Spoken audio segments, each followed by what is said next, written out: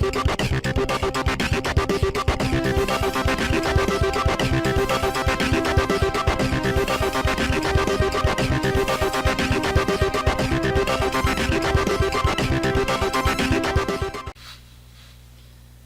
everyone, and welcome to the Cioffi Brothers podcast. I'm Ken. I'm Alex. And today we're going to be reviewing Justice League. Now, Justice League is basically about Batman and Wonder Woman working together to gather together a group of superheroes to stop Steppenwolf from using the three mother boxes to reshape the Earth for Darkseid. Now, they don't exactly necessarily explicitly say that it's for Darkseid, but for us in the know, it's Darkseid. They do mention Darkseid once. Yes, yeah. But yeah, it's for Darkseid. Steppenwolf is one of Darkseid's commanders. Yes, yeah. So let's talk about the pros. So first one, Alex, you want to take that? One of my personal favorite things, they got right to the action with the movie. You know, it wasn't like Batman, Superman, where you're spending 2-3 hours, 2 hours building up before you get to the action. Right to the point. This was, they have a mission, they're going out on their mission, they're taking care of Steppenwolf, this is what they have to do, they're gone. And it really kept the movie at a brisk pace. Yeah, that helps.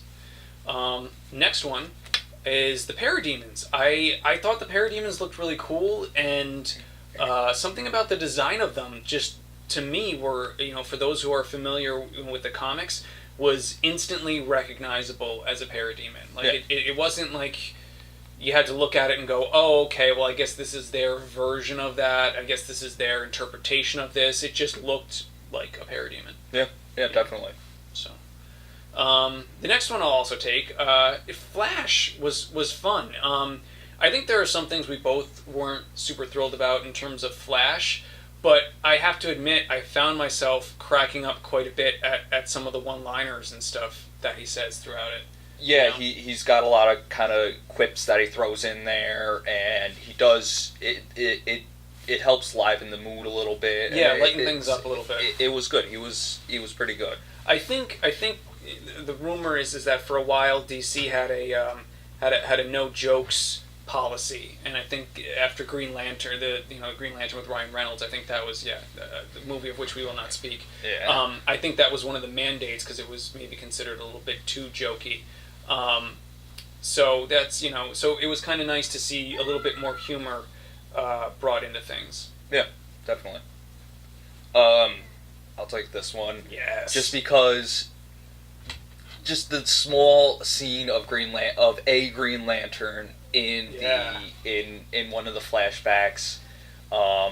There's some places that actually identify the Green Lantern. I forget what his name is, but they do identify him as he appeared like once, one tiny slim moment in the comics someplace. Really? Well, at least they're pulling from canon, and either which way, even if it was just a made up character for the movie, it was still cool. You didn't get a real good look at him because he was very brief.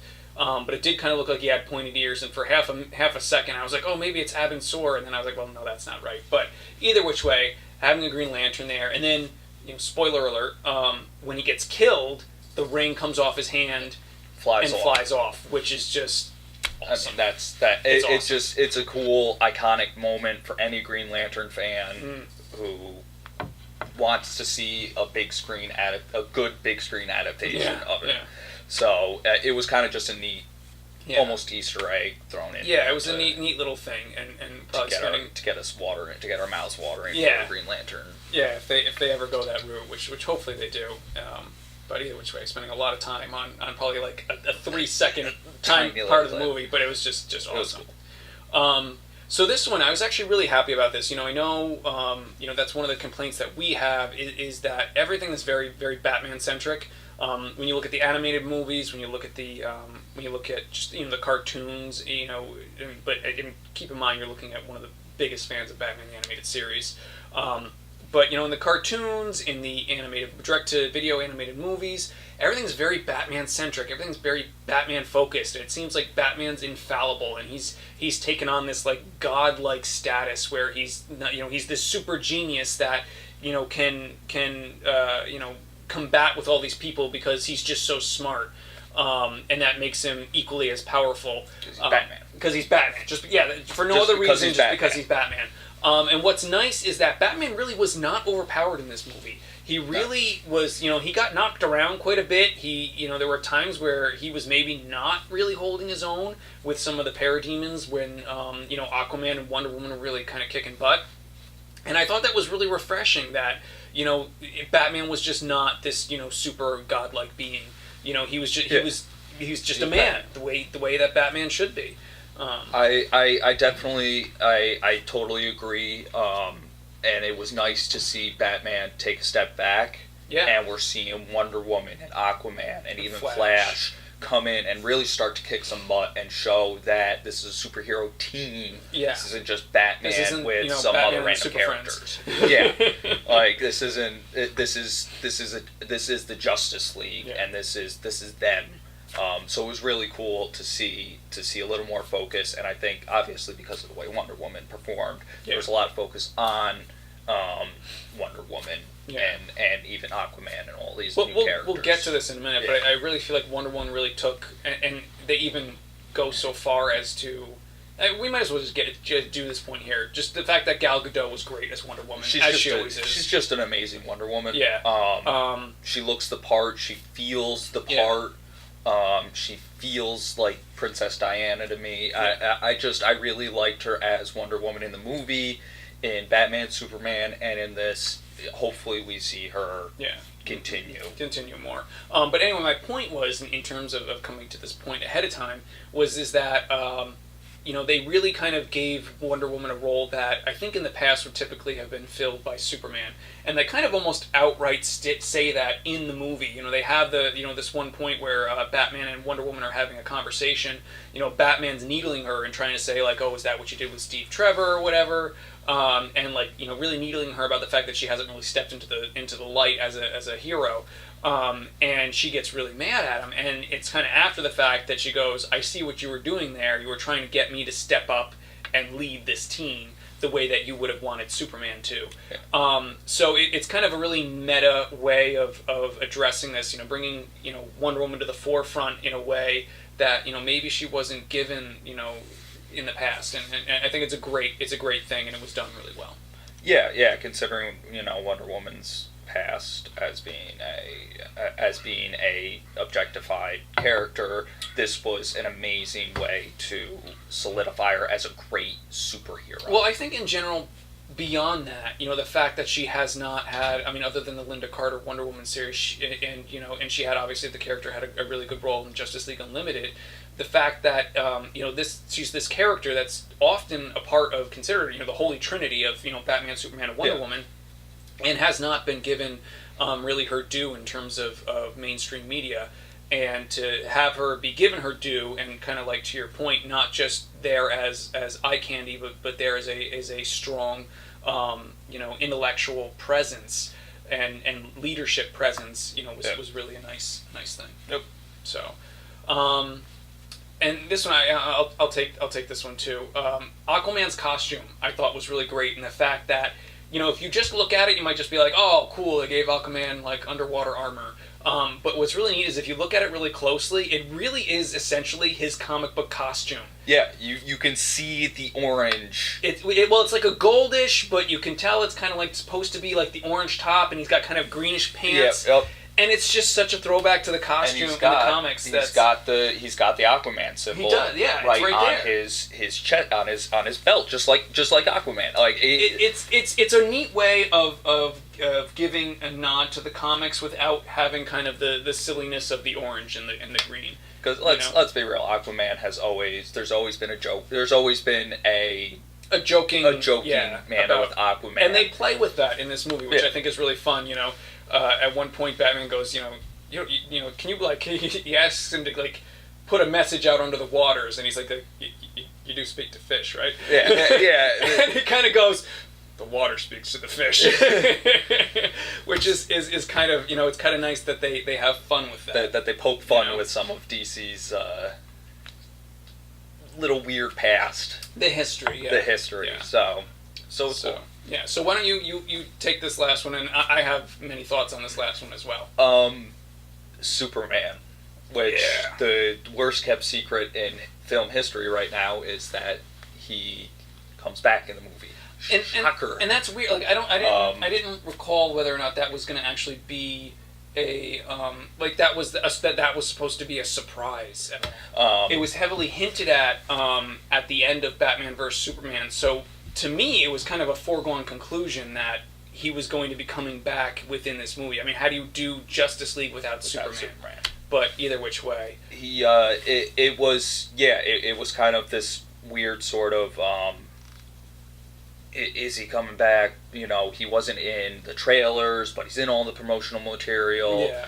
Blah blah blah blah blah. Mute point.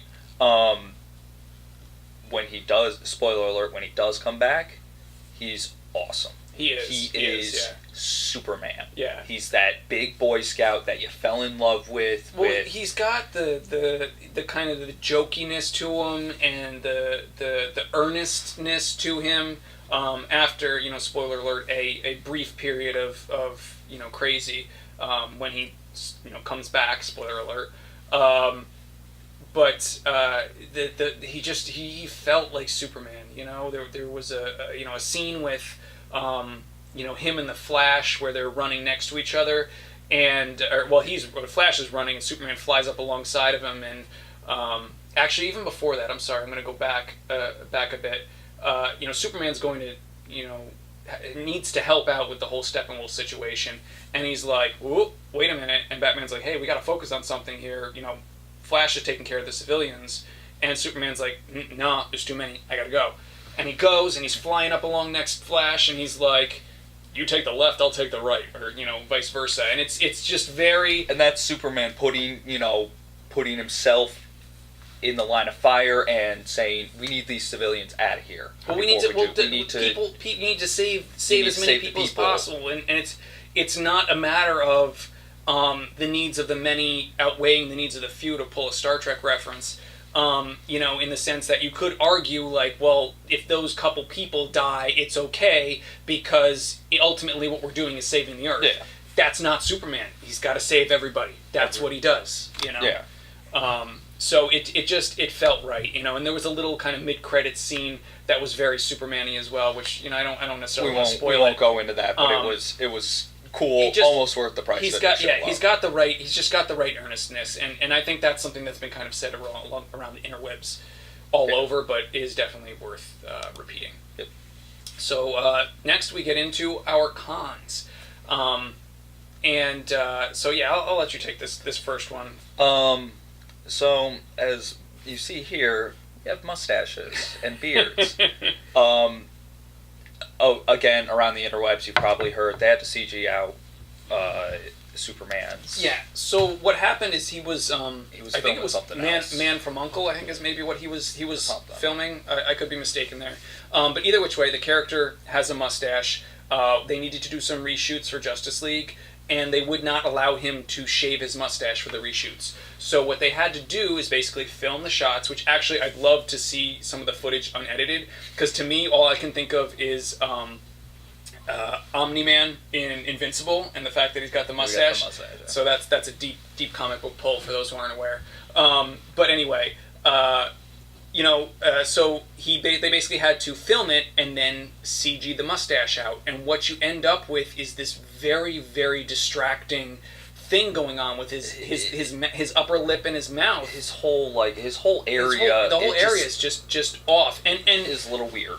I will admit part of it might be the fact that I knew it was coming, so I was looking for it, and it was distracting in that sense. But I do feel like even if I didn't know it was coming, I'd be watching that scene going, "What is wrong with his mouth? Why does he look like that?" Yeah. Definitely. So the next one. I think we'll touch on it briefly because it is spoiler territory, but the way Superman comes back, it's very macabre is the only term I can come up with for it. It's a little dark, a little weird. It seems out of place in terms of the movie. You have a very lighthearted tone. You have lighthearted characters like the Flash, and you have this really macabre is the only way of explaining it. A way of how they try to bring him back. And I feel like there are a lot of other ways, even within the canon of the comic books, that they could have, dove into to explain or justify his returning for this movie, and they just went a very different, very dark path. Yeah, a little bit. So, no Green Lantern. That's the next no real Green Lantern, and I think that's a very that's a real disappointment. Because I think one of the things that we were talking about is we certainly understand the necessity for the inclusion of a character like Cyborg, because there's a certain representation there that really needs to be taken care of and really needs to be addressed. However, I think we're in agreement that Cyborg to us has always felt like an odd inclusion within the Justice League, and if you were looking to have that representation, but also have Green Lantern, it seems like a shame that they did not utilize someone like Jon Stewart. Yeah. Because, another thing that I was saying is that it was kind of weird that a lot of this exposition of who Steppenwolf is and what the mother boxes were came from Wonder Woman. And it seemed like a really odd place to have that come from. And to include someone like Green Lantern, who's really a universal character, an otherworldly character, would have been much better coming from him. And some of the other pieces that come from Cyborg, because of his connection to the Mother Box, I felt would have been better coming from a character like Jon Stewart as Green Lantern. Yeah, definitely. So, the next con, I felt like Flash's characterization was a little bit off. Yeah. He felt to me, don't get me wrong, I didn't mind him as much as I thought I would, but he felt more like a Wally West who is Kid Flash in the comics, eventually becomes Flash, blah, blah, blah. Mm-hmm. He felt more of a Wally West character, a jokester, like sort of just a more lighter tone, as opposed to the Barry that I know, who's a little more grounded and a little more serious in some of his in his role as some the of the Flash. representations that we've seen of him, as the Flash. Yeah, he's a little bit more grounded. Maybe I don't even want to say somber, but for lack of a better term. But he just takes the job a little more seriously. Well, because in the comics he's a cop. If you read Flash Rebirth, which is kind of a more modern interpretation of the character, he's talking about his first, or is it Rebirth? Or maybe it's a Green Lantern, one of the Green Lantern comics. But anyway, he's talking about his first interaction with Green Lantern, and how he was, he wasn't really fond of him at first. Hal Jordan, he said he stared a little bit too long at Wonder Woman, and he wasn't real fond of him until he heard him refer to an alien character as a perp, and at that point he realized that Green Lantern was essentially a cop, a space cop, and that's what Barry Allen was. Is he's an officer of the law, and It's in Blackest Night. Is it in Blackest Night? Yeah. So in that sense, we get maybe more of a proto Barry, who's kind of a combination of Barry and Wally West, which just is if they were going to go with that kind of jokey version of Flash, it seems to me like they could have just done something where, like they did in Justice League, where it was just Wally all along. Oh yeah, like the animated series. The animated series, yeah. I'm sorry, yep. So this is one that's kind of one of my nitpicks, is that certain character designs to me just seem kind of awesome. The costumes, the costume designs. The Flashes, I thought, looked like a red version of the stupid Green Goblin costume from Spider-Man. Yeah, I guess. It just, to me... Until you said something, I didn't even think about it. Yeah, well, he's got the pointed head in the back, and it's just, he's got the big 80 shoulders pads. Yeah. And it's just... All around, it did not look... I mean, the only good dark part was his symbol, I thought, looked really good. So there are certain things that I understand what they were trying to do. You have this, this cabling coming across, and I think the idea is that it's supposed to look like he kind of made it himself, makeshift, and then he invented it. But, for a character that is supposed to be fast and supposed to be streamlined, it looks awful bulky to me. And that's just my 2 cents on it. But it just, to me, it just didn't work. And then you have Cyborg, who in the comics, his costume I mean, not going back to like the '70s, Teen Titans. It's very disco in the '70s, but go even back through to modern interpretations, go back to 2003, Jeff Johns' run of Teen Titans. My point is it's clean. Yes, it's clean, and this is very busy. It's very busy. There's a lot of stuff going on, and to me, it just does not look like Cyborg at exactly. all. It's not only very clean. It's Cyborg. Like this is supposed to be. You're still supposed to see that he's part human. Yeah. And the only thing that's human. The only thing human on it is his face. Part of his face. I mean, in the comics, you would see that he had a lot of his arms still exposed as human. And I think the most frustrating part about this particular character to me is that at the very end, after he's gotten beat up and he kind of like repairs himself, and it's like a 2-second flash, like when they're showing everybody like being better for this experience, is they fix the costume and it looks good, and I'm like, it seems like such a shame to me to waste it on that 3 seconds when you could have had this really good looking, maybe more comic accurate costume the whole time, instead of this, which to me just seems very busy and unclear, and you don't know what's going on all the time. And the very last thing for me, and this is just a personal pet peeve, is that he puts these square goggles on Batman, Zack Snyder, the director, and he does this for all these characters. And to me, he did it for Night Owl in Watchmen. He does it. He did it in the Batman versus Superman during the future. The futuristic. They call it Nightmare with a K. Yeah, the Nightmare. Yeah, the Nightmare section. And they do it in this movie. And it seems a shame to me. Like at least one of those times they could have been round goggles. Because to me, whenever they put on those big square goggles, they just look like hipster sunglasses or dude bro sunglasses, and they don't look like functional goggles to me. And that's just a personal pet peeve. Yeah, I didn't really notice that. I mean, looking back, as you say it, yeah, I guess I noticed it now, but it didn't really bug me as it bugged you, I guess. I don't know. And then the last thing, and this is probably what everyone says, is this movie would have had I think, a bigger impact if these characters got their own individual movie before. Yeah, so I know one of the big... since we see Wonder Woman being who she is in this movie, I think her individual movie helped bring the character in as, this strong character, and I wish everyone could have gotten that. Ironically enough, I really feel like even though Superman had a couple of movies and Batman had a movie ahead of time to build the character up, Wonder Woman feels like one of the most rounded, fleshed out characters. Yeah. I mean, and Superman's had, 1.5, if you want to consider Batman versus Superman half a movie, because he shares it with Batman, had 1.5 movies to get his character down, and it wasn't until the very end of this that we really feel like he's gotten where he needs to be. But anyway, the point is that, I know that the execs up on high weren't really happy with the performance of this movie, but I truly feel that this same movie could have been one of those big blockbusters if you had the build-up, the tension, the introducing the characters separately. Instead, you had to cover a lot of ground in one movie because we'd never seen some of these characters before, and that was kind of a detriment to the movie. I think and